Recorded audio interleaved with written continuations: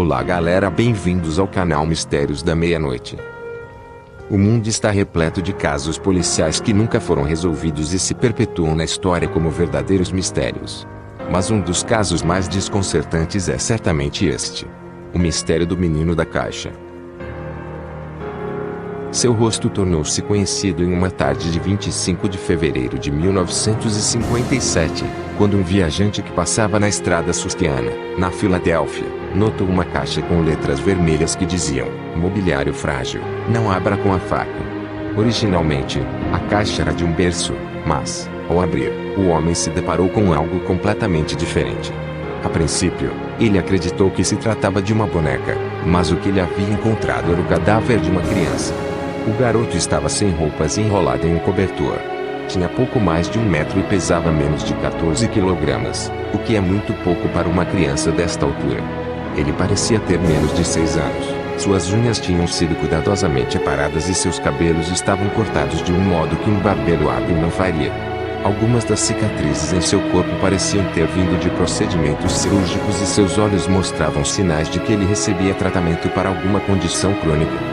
Foi encontrada uma substância escura em seu esôfago, mas ele não tinha comido antes de sua morte. Devido às contusões, o médico legista determinou que a morte foi causada por golpes na cabeça. Investigações havia muitas pistas a seguir.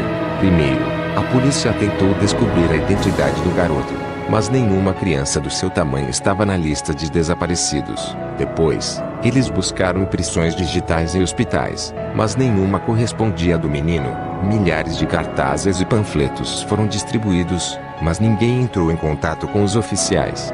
Sem ver muitas saídas, a polícia chegou a fotografar o garoto com diferentes tipos de roupas que ele poderia ter usado em vida, na esperança de que alguém se lembrasse dele. Nem assim surgiram novas pistas. A caixa também foi rastreada, mas a investigação se deparou com outro beco sem saída. Quem comprou o berço pagou em dinheiro, não deixando nenhuma identificação. Uma testemunha apareceu e relatou que, um dia antes de o corpo ser encontrado, viu uma mulher e uma criança na estrada e perguntou se eles precisavam de ajuda. Ela apenas acenou negativamente. Detetives sondaram famílias da região, principalmente as que tinham mais filhos do que poderiam sustentar. Alguns rumores levaram a uma mulher que tinha 9 filhos e já havia respondido a uma acusação por ter despejado o cadáver de uma das filhas no lixo depois que ela morreu de causas naturais.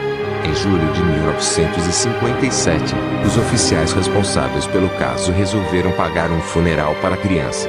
O epitáfio simples, gravado em pedra, dizia: Pai Celestial, abençoe este garoto desconhecido.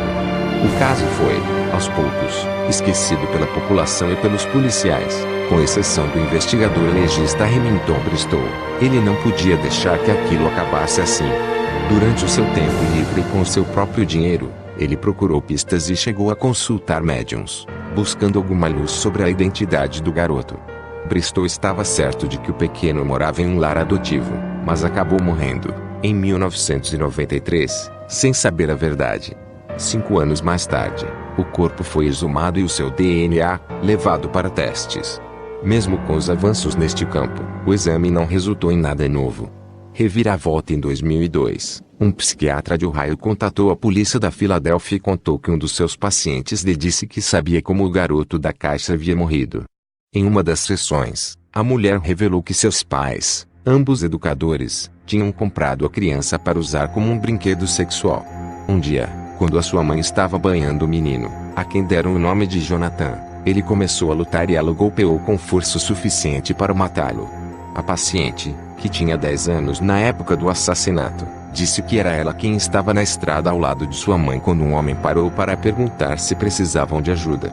Tudo parecia fazer sentido e ela sabia de detalhes importantes. Ela até teria esclarecido que era a substância marrom encontrada no esôfago da criança. Ele teria vomitado feijões cozidos que comeu no dia em que morreu.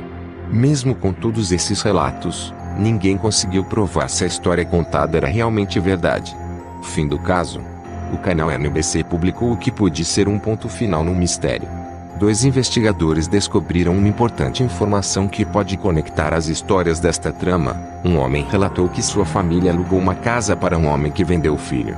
Eles localizaram a família e conseguiram retratos dele que, supostamente, seria o pai de um dos irmãos da criança.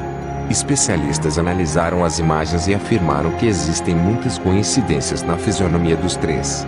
Porém, é preciso esperar o resultado do exame de DNA.